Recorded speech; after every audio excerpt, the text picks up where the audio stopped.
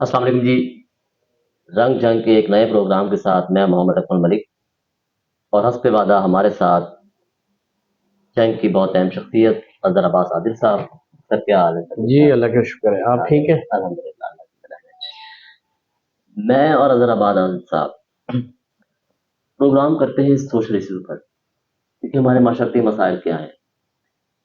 بہت ساری چیزیں ایسی ہوتی ہیں جن کو عام طور پہ ہم نظر انداز کر دیتے ہیں اور یہ صرف ہمارے مزاج میں نہیں ہے بلکہ جتنے ہمارے اکابرین ہیں ان کے مزاج میں بھی کچھ ایسی چیزیں شامل ہیں. سوچنے کی بات یہ ہے کہ ہمارے بہت سارے بچے سڑکوں پر ہیں. ابھی گزشتہ دنوں چائلڈ پروٹیکشن بیورو کی ایک رپورٹ کے مطابق پاکستان میں تقریباً 15 لاکھ بچے سڑکوں پر ہیں. یہ بات بہت سوچنے کی ہے. ہمارے ملک میں قوانین بھی بنائے جاتے ہیں اور یہ حکومت وقت کی ذمہ داری ہوتی ہے, ریاست کی ذمہ داری ہوتی ہے کہ ان شہریوں کو سنبھالے. ہمارے ملک میں ایک قانون بنایا گیا ہے. ہمارے آئین کا آرٹیکل 25 یہ کہتا ہے کہ تمام بچوں کو یکساں تعلیم دی جانی چاہیے. تو آج ہم اس پہ بات کریں گے اظہر صاحب سے, کیا ہم ان چیزوں پر پورے اتر پا رہے ہیں یا نہیں, ہمارے ادارے اس حوالے سے کیسے کام کر رہے ہیں. اظہر صاحب, جس طرح ابھی میں نے بات کی کہ کچھ عرصہ پہلے چائلڈ پروٹیکشن بیورو نے ایک رپورٹ شائع کی جس کے مطابق 15 لاکھ بچے سڑکوں پر ہیں. ہمارے بہت سارے بچے اسکولوں سے باہر ہیں. 6 سے 16 سال کی عمر کے بچوں کو اسکولوں میں ہونا چاہیے لیکن وہ اسکولوں سے باہر ہے. آپ اس پہ کیا کہیں گے؟ جی بڑا حساس ٹاپک ہے جو آپ نے چھیڑا ہے. بچے سب کو پیارے ہوتے ہیں, پھول جیسے بچے ہیں. اور جو فگر آپ نے بتایا ہے, پنجاب سوشل پروٹیکشن اتھارٹی نے آپ کو یہ فگر دی ہے, یہ بڑی الارمنگ ہے. اور اس سے بھی بڑی یہ ہے کہ کم از کم 2.5 کروڑ بچہ جو ہے نا وہ ہمارا اسکولوں میں نہیں ہے. پورے پاکستان میں 2.5 کروڑ بچہ جو ہے نا وہ ہمارا اسکولوں میں نہیں ہے. اب اس میں جب آپ اس کی بائیفیکیشن کریں گے تو جو بچے اسکول میں ہیں اور جو بچے اسکول سے باہر ہیں, ان دونوں کو اگر آپ جمع کریں تو آپ کو یہ پتا چلے گا کہ ان کے لیے کسی قسم کا کوئی جو ہے نا وہ سسٹم نہیں ہے کہ بچے ایجوکیشن حاصل کرنے کے بعد کیا وہ جاب بھی کر سکیں گے یا نہیں کر سکتے. وہ جاب نہیں کر سکتے. ہمارا سسٹم جو گورنمنٹ کا ہے یا ہمارے جو پرائیویٹ سکولز ہیں یا ہمارا ایجوکیشن سسٹم ہے, ان کو ایک بہت اچھی جو ہے نا وہ جاب نہیں پرووائڈ کرتا گارنٹی کے ساتھ کہ آپ یہ والے کورسز کر لیں, کیونکہ کسی بھی جگہ پر کیریئر کاؤنسلنگ جو ہے نا وہ نہیں ہوتی. بچے نے کرنا کیا ہے, کرنا کیا ہے. جب اس بچے نے یہ نہیں کرنا کہ اس کو یہ نہیں پتا کہ میں نے آگے جا کے کیا بننا ہے, وہ بس جسٹ آپ کا پڑھ رہا ہے. پھر فیملی پریشر بہت زیادہ ہو جاتا ہے. فیملی پریشر میں یہی ہے کہ بچوں کو جو ہے نا وہ ان کے پیرنٹس کہتے ہیں کہ میں نے مزدوری کر کے آپ کو پڑھایا ہے, آپ میری غربت جو ہے نا وہ دور کریں گے. صحیح. اب وہ غربت دور کرنے کے لیے وہ سارے کے سارے جو ہے نا وہ کام کرتے ہیں, پڑھتے ہیں. اور یہ بڑا انفارچونیٹ ہے. اگر آپ اس کی کبھی کیلکولیشنز کریں تو ہمارا ہر سکول جو ہے نا وہ ہر بچے سے 10 کلومیٹر دور ہے اور بچی کے لیے 20 کلومیٹر جو ہے نا وہ سکول دور ہے. یعنی کہ اسکولوں کا فاصلہ بھی ایک بڑی وجہ ہے. بہت بڑی وجہ ہے کہ سکولوں کا فاصلہ جو ہے نا وہ زیادہ ہے, اور اس وجہ سے پیرنٹس جو ہے نا وہ اپنے بچے کو وہاں نہیں بھیجتے. خاص طور پر خواتین کو نہیں بھیج سکتے. اب خواتین کی تعداد آپ کو پتہ ہے پرسنٹیج پاکستان میں 53%. اب 53% خواتین جب کام پڑھیں گی نہیں تو ان کو جاب جو ہے نا وہ کیسے ملے گی, ان کے پاس اپرچونٹی نہیں ہے. آنر جو ہے نا وہ فیل کرتے ہیں کہ جی ہم لوگ اپنے بچوں کو جو ہے نا وہ پڑھا رہے ہیں لیکن بچیوں کو نہیں پڑھا سکتے. اس لیے نہیں پڑھا سکتے کہ بچی کو چھوڑنے کون جائے. جیسے جیسے وہ بالغ ہوتی جائے گی وہ پریشر پیرنٹس پر آئے گا اور وہ الٹیمیٹلی میٹرک تک جو ہے نا وہ اپنے گھر میں بیٹھ جائے گی. اچھا, جہاں تک آپ جس طرح آپ نے بات کی, اگر میں اس کو 2 حصوں میں رکھ کے دیکھوں تو ان تمام باتوں کے 2 حصے بنتے ہیں. ایک وہ بچے جو اسکول جا ہی نہیں پا رہے, ان کے مسائل الگ سے ہیں. جی اور ایک وہ بچے جو اسکول تو جا رہے ہیں لیکن ان کا آگے فیوچر کوئی نہیں ہے. تو پہلے ہم اس کو دیکھتے ہیں کہ جو بچے اسکول نہیں جا پا رہے وہ کون سی ایسی وجوہات ہیں جس کی وجہ سے اسکول نہیں جا پا رہے. پھر دوسرے حصے میں آپ مجھے یہ بھی ضرور بتائیے گا کہ جو بتا جس طرح آپ نے ہماری اکیڈمک صورتحال بتائی, ہماری تعلیمی صورتحال بتائی, کہ جو بچے پڑھ بھی رہے ہیں کہ وہ ان کی چیز نہیں ہے, ان کا فیوچر نہیں ہے, ان کی کاؤنسلنگ نہیں ہے. تو ان دونوں پہ بھی ذرا وضاحت سے بات کریں تو. جی بڑی اچھی بات آپ نے کی ہے، اور میں بھی اسی چیز کے میرا فوکس ہے کہ یہ جو بچے ہمارے اسکول میں نہیں جا رہے، جس کی آپ نے بھی تعداد بتائی ہے کہ 15 لاکھ بچے جو ہے نا وہ روڈز کے اوپر ہے. اس چیز اب میں جو آپ کی بات انٹرپٹ کر رہا ہوں، معذرت جی چاہتا ہوں جی کہ ابھی پچھلے ماہ ہی دی نیشن میں ایک آرٹیکل چھپا ہے جس کے مطابق یہ تعداد جو ہے نا اب 28 ملین تک پہنچ چکی ہے. جی جی جی وہ آپ کی بات ٹھیک ہے، کیونکہ یہ جو ہے نا وہ ہماری فگرز بھی جو ہے نا وہ انفارچونیٹ ہے کہ وہ کبھی بھی جو ہے نا وہ پرفیکٹ نہیں فلکچویٹ ہوتی، ہوتی رہتی ہے. فلیکچویٹ ہوتی ہے. اس سے بھی زیادہ کوئی سروے جو ہے نا وہ کنڈکٹ کرے تو شاید یہ فگر اس سے بھی زیادہ ہو. اب یہ جو آپ بتا رہے ہیں کہ جو روڈز کے اوپر بچے ہیں، وہ روڈ کے اوپر بچے اس لیے ہیں کہ پیرنٹس نے ان کو فورس کیا ہوا ہے کہ جی جائیں کچھ کما کر لیں اور ہم لوگ اپنی گھر کی لگی کو جو ہے نا وہ سنبھالا دیں. جی وہ چائلڈ لیبر پر آتے ہیں. اور وہ آپ خود اس چیز کے جو ہے نا وہ ہیں کہ جتنی بھی گورنمنٹ جو ہے نا وہ دیکھ لے، آپ کے چائے کے ہوٹلوں پر، آپ کے ٹائر شاپس پر، آپ کے جو ہے نا وہ میکینیکل کام میں، یہ سارے کے سارے چائلڈ لیبر جو ہے نا وہ بیچارے کام کر رہے ہوتے ہیں، بائی فورس کر رہے ہوتے ہیں. اور پھر کبھی کبھار آپ یہ بھی سنیں کہ بچہ جو ہے نا وہ کبھی بھی شوق سے پڑھنے نہیں جاتا. جب آپ اس کو تھوڑا سا پریشر میں رکھیں گے نا، وہ شوق سے جو ہے نا وہ نہیں جائے گا. تو وہ جب شوق سے نہیں جائے گا تو وہ کہے گا کہ جی میں کوئی آسان راستہ دیکھوں.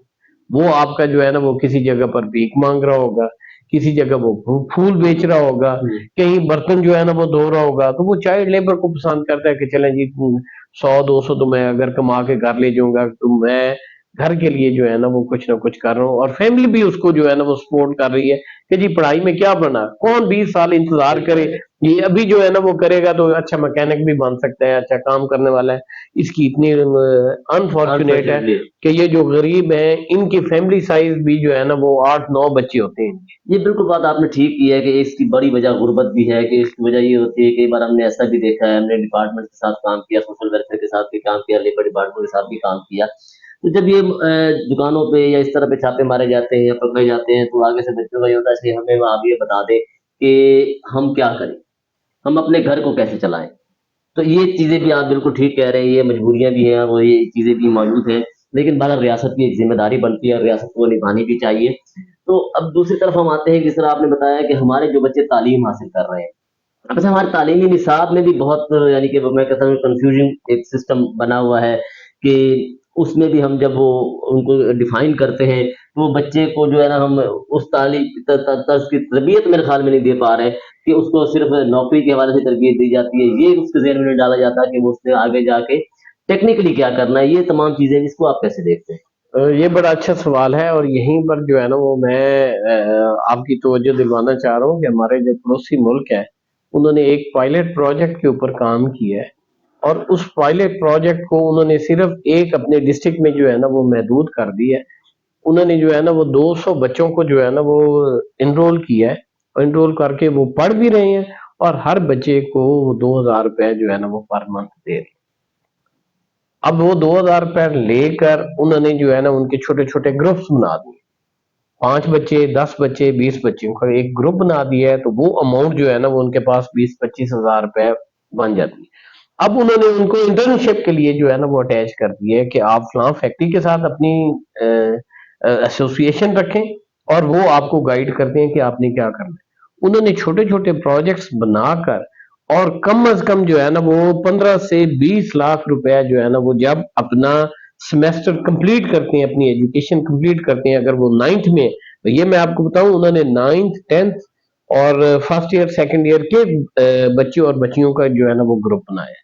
اور ہر گروپ میں جو ہے نا وہ 8 سے 10 بچے جو ہے نا وہ انہوں نے ان کا گروپ بنایا ہے. اور ہر گروپ جو ہے نا وہ 10 سے 15 لاکھ روپے تک سالانہ جو ہے نا وہ کما رہے ہیں. اب ان کے لیے جو ہے نا وہ جب اپنی یہ ایجوکیشن کمپلیٹ کریں گے تو اپنی ایجوکیشن کمپلیٹ کرنے کے بعد یہ جاب نہیں مانگیں گے، ان کو آلریڈی مارکیٹ میں جو ہے نا وہ جو ہے نا وہ ایکسیس ہو جائے گی.